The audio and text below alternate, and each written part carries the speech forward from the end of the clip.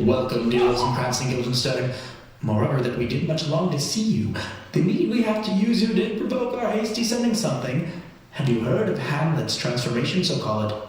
Good gentlemen, he hath much talked of you, and sure I am two men there is not living to whom he more adheres. If it will please you to show us so much gentry and goodwill as to expand your time with us a while for the supply and profit of our hope, your visitation shall receive much thanks as fits the king's remembrance. Both your majesties might buy the sovereign power you have on us, put your dread pleasure more into command than to entreaty. But we both obey, and here give up ourselves on the full bent to lay our service freely at your feet, to be commanded. Thanks, Rosencrantz and gentle Guildenstern.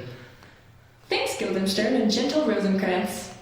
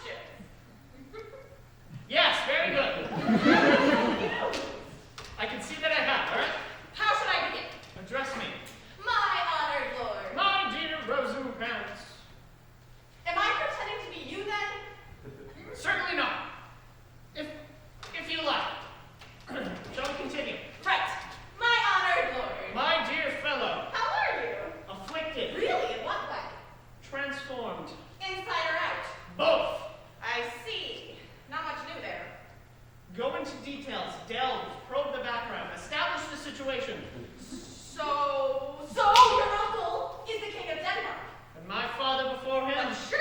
You might as well ask. Let me get this right. Your father is king. You are his only son. Your father dies. You are of age. Your uncle becomes king. Yes. Unorthodox. Under me. Undeniably. Where were you? In Germany. Usurpation then. He slipped in. Oh, that reminds me. Well, it would. I don't want to be personal. It's common knowledge. Your mother's marriage. He slipped in. Oh, to sum it up, your father, whom you love, dies. You are his only heir. You come back to find that Harvey was the corpse cold before his young brother popped onto his throne and into a sheath, thereby offending natural and legal practice. Now, why exactly are you acting in this extraordinary manner? I can't imagine. My lord, I will take my leave of you. You cannot take from me anything that I will more willingly part withal, except my life. Fare you well, my lord. My most dear lord. My excellent good friends! How dost thou, Guildenstern? Ah, Rosencrantz. Gentlemen, you are welcome in Elsinore. Your hands. The items of welcome is fashion and ceremony. Let me comply with you in this garb. Must have steps to the players, which I tell you must show fairly outwards, should more appeal like entertainment than yours. You are welcome. But my uncle father and aunt mother are deceived. In what, my dear lord? I am but mad north-northwest. When the wind is southerly, I know a hawk from a handsaw. My lord, I have news to tell you. My lord, I have news to tell you. When Heraclius was an actor in Rome. The actors are come hither, my lord. Come, sirs. Follow him, friends. We'll hear a play tomorrow. Dost thou hear me, old friend? Can you play The Murder of Gonzaga? Aye, my lord. We'll have it tomorrow night. You could for a need study some speech of some dozen or 16 lines which I would set down and insert in it, could you not? Aye, my lord. Very well. Follow that lord. And look you mock him not. My good friends, I'll leave you till tonight. You are welcome in Elsinore. Good, my lord.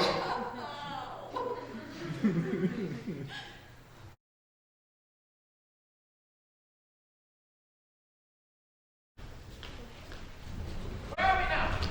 Oh. It's okay. Wait. The voice from the sky, my friend. Where is the tall one? Ah! So you've caught up. Not yet, sir. Now mind your tongue, or we'll have it out and throw the rest of you away like a nightingale at a Roman feast. Oh, took the very words out of my mouth. You'd be lost for words. You left us. Ah, I'd forgotten. You performed a dramatic spectacle by the wayside, a thing much thought of in the New Testament. How did yours compare as an impromptu? Badly. Neither witnessed nor reported. Yes.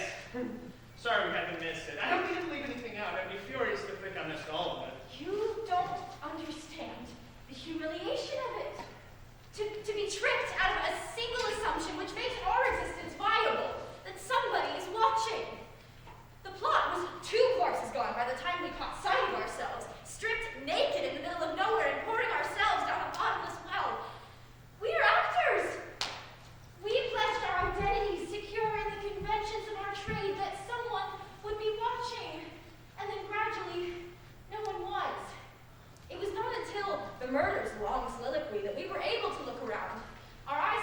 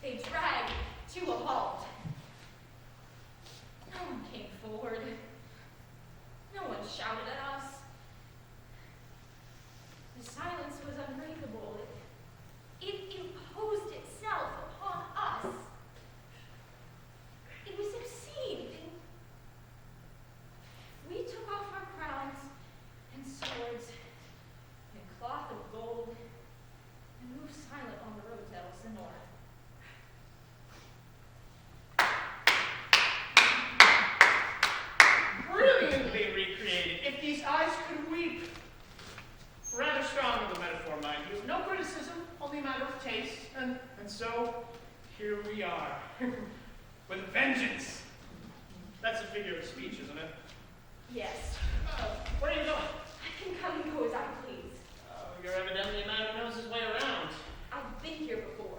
Yes, well, we're still finding our feet. Why don't you try and concentrate on not losing your heads? Do you speak from knowledge? Precedent. Well, you've been here before. And I know which way the wind is blowing. The truth is, we value your company. For want of any other, we have been left so much to our own devices that, after a while, one welcomes the uncertainty of others. Uncertainty is the natural state. You're nobody special. But for God's sake, what are we supposed to do? Relax and respond. That's what people do. You can't go through life questioning your situation at every turn. But we don't know what's going on or what to do with ourselves. We don't know how to act. Act natural. You know why you're here at least.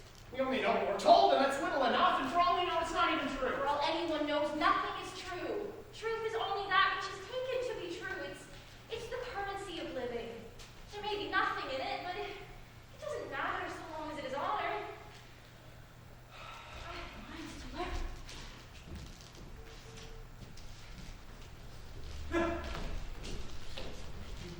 Next! What did you expect? Something? Someone? Nothing?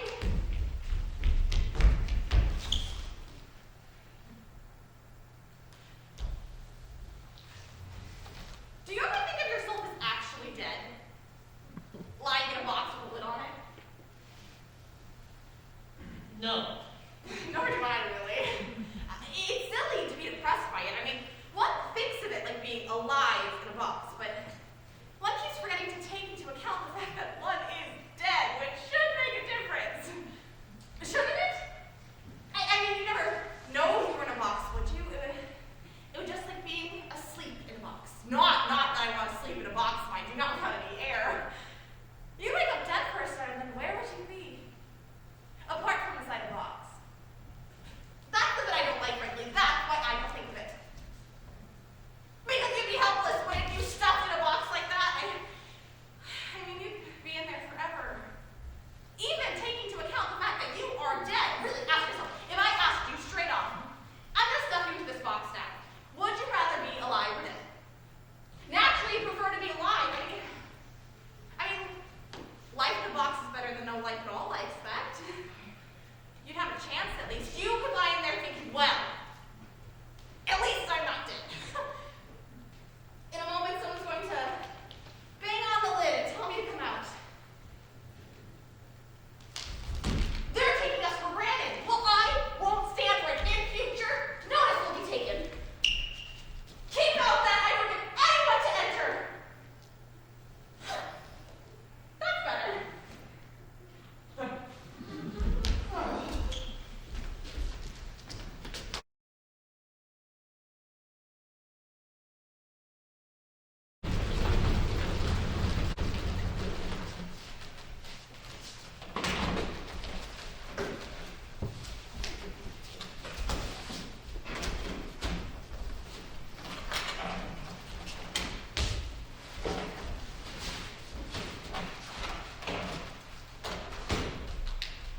You guys need help. Right, we haven't got much time. What are you doing? Dress rehearsal. Everyone ready? For goodness sake, that's what we're doing. We use the same costumes more or less, and they forget what they're supposed to be in, you see. All right, silence. Off we go. Full 30 times half No. these. Don't show up first. You confounded majesty. They're a bit out of practice, but they both pick up wonderfully for the dance. Brings out the poetry in them, you see. How nice. There's nothing more unconvincing than an unconvincing death. I'm sure. Act 1 moves now.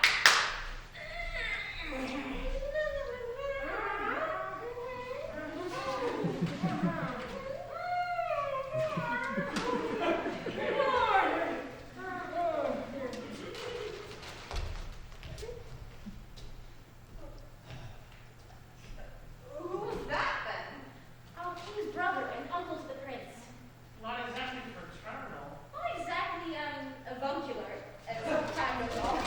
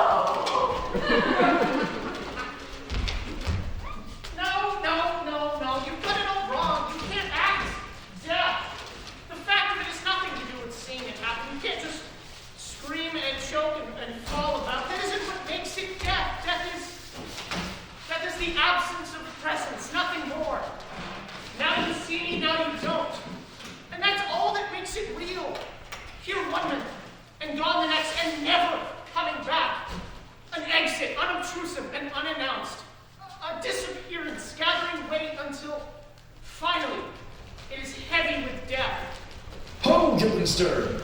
You're wanted. Friends, both go join you with some further aid. Hamlet in madness hath Polonius slain, and from his mother's closet hath he dragged him. Go, seek him out, speak fair, and bring the body into the chapel. I pray you haste in this. Well? Quite. Well. Quite. Seek him out, etc. Quite. Well, it's progress, isn't it? Something positive. Seek him out. Yes. I'll go that way, you go that way. Right. I just thought, if we both go, he might come here. That was stupid, wasn't it? All right, I'll stay this way, you go that way.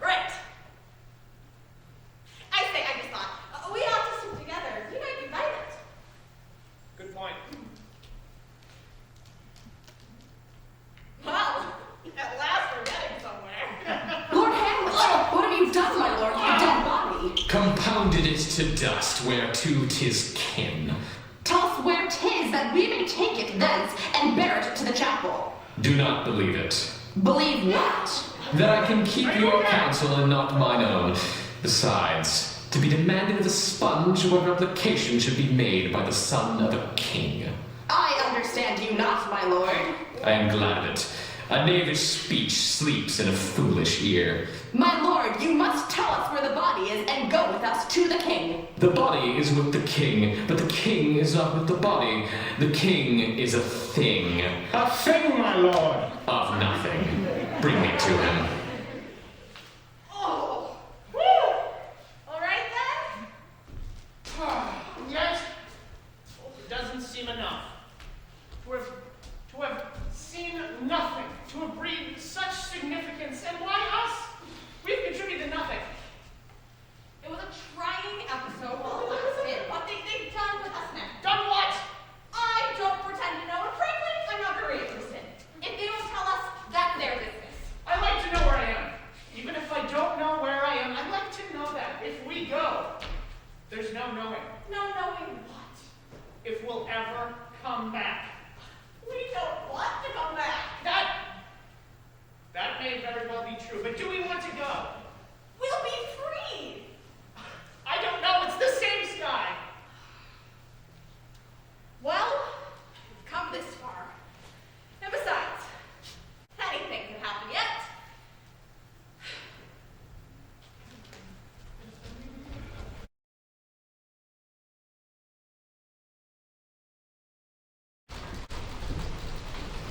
We're on a boat.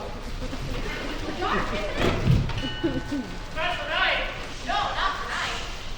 Dark for day. Oh, yes, dark for day. We must have gone north. Of course. Of course.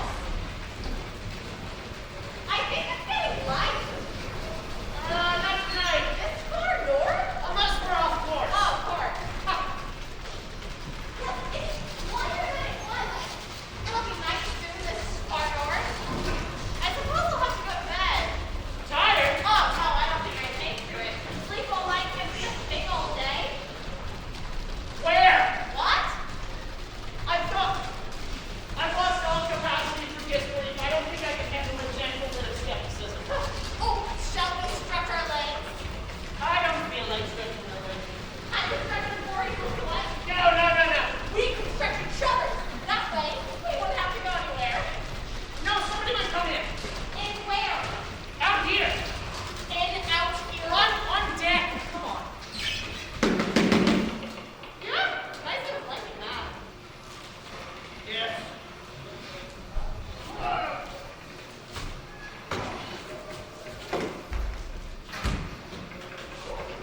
Oh. Free to move, speak, extemporizing yet. Oh, we have not been cut loose. Our truancy is defined by one fixed star, and our drift represents merely a slight chance of angle to it. We may seize the moment, toss around while the moment pass, a short dash here, an exploration there. But we are brought round to full circle on the single, immutable fact that we, Rosencrantz and Guildenstern, bearing a letter from one king to another, are taking Hamlet to England. Well, we could have done worse. I don't think we missed any chance. Not that we're getting much help. Here we go. Go and see what it is. It's someone playing on a pipe. Well, go and find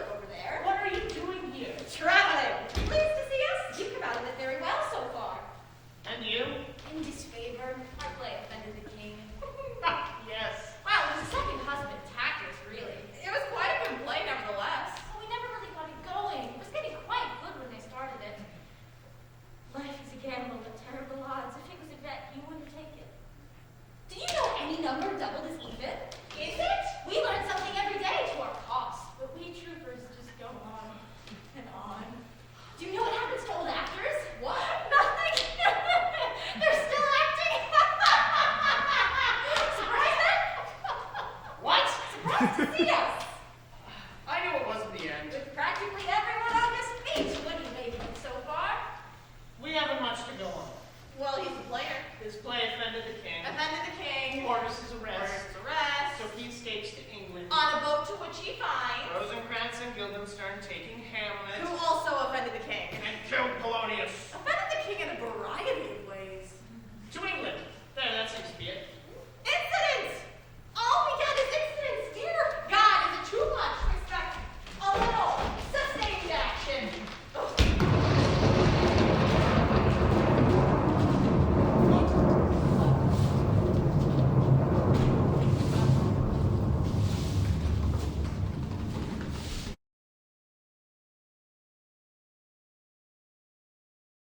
On our own resources. What are we supposed to do now? This Great. saved again. Save for what? Well, the sun's going down. It'll be night soon. If that's west, unless we... Shut up! I'm sick of it. Do you think conversation is going to help us now? We have traveled too far, and our momentum has taken over. We move idly towards eternity without possibility of reprieve or hope of explanation. Be happy. If you're not even happy, what's so good about surviving? We'll be all right. I suppose we just have to go on. Go where? To England. Oh, England, that's a dead end. I never believed in it anyway. All we have to do is make our report, and that'll be that, surely. We have a letter. You have a letter, that's true. Okay. As England is Denmark's faithful tributary, as love between them like the palm might flourish, etc., etc. That on the knowing of this contents without delay of any kind, should those bears Rosencrantz and Guildenstern put to sudden death.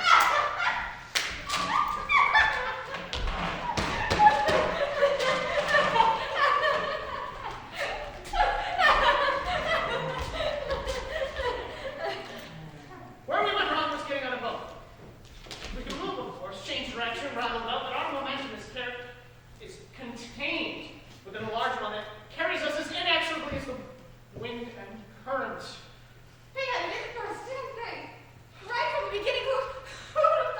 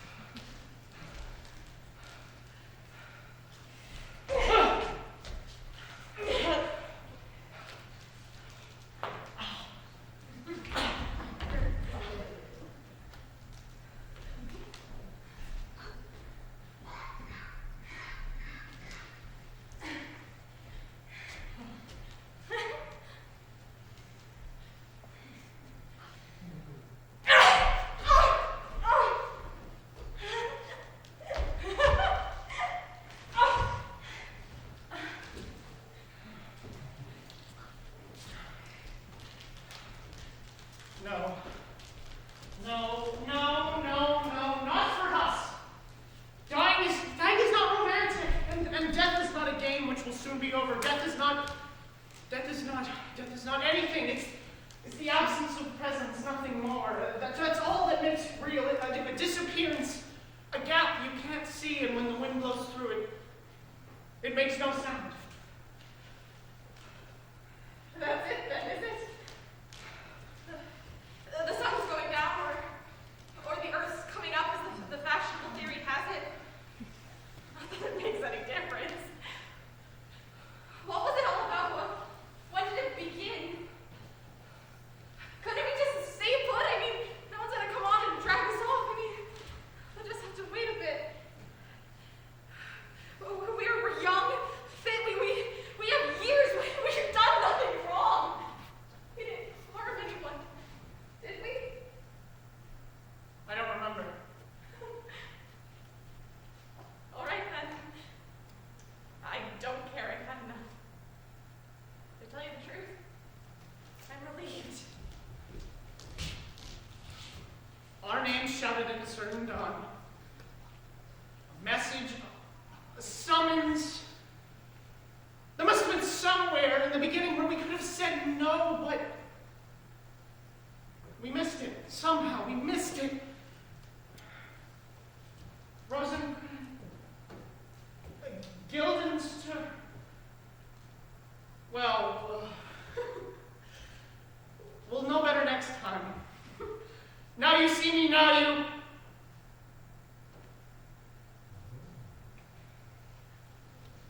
The signal is dismal, and our affairs from England come too late.